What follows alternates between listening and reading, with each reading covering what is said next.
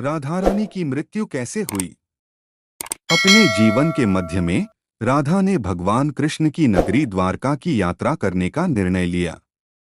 एक बात याद रखनी चाहिए कि कृष्ण ने मथुरा से भागकर द्वारका की स्थापना की थी, क्योंकि आसपास के राज्यों से उन्हें बहुत अधिक आक्रमण झेलने पड़े थे। कृष्ण राधा को अपने घर पर देखकर बहुत खुश हुए थे। लंबे अंतराल के बाद आखिरकार वे फिर से मिल गए। राधा नई महिला या कृष्ण से उसके संबंध के बारे में कोई नहीं जानता था। वह केवल कृष्ण, बलराम और उनके बचपन के कुछ दोस्तों को ही पता थी।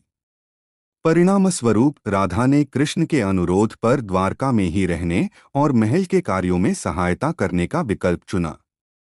राधा, जिन्होंने अपना पूरा जीवन कृष्ण से दूर रहने में बिताया था, को अचानक आध्यात्मिक रिश्ते की हानि का एहसास हुआ, जो उन्होंने पहले अनुभव किया था।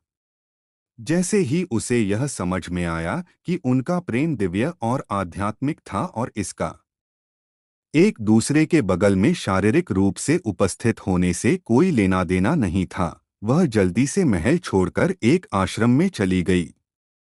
कृष्ण ने उसे अपनी इच्छाओं को पूरा करने से कभी नहीं रोका। तब तक वे दोनों अपने अपने जीवन साथी से विवाहित हो चुके थे और धर्म के विरुद्ध कोई भी कार्य नहीं कर सकते थे।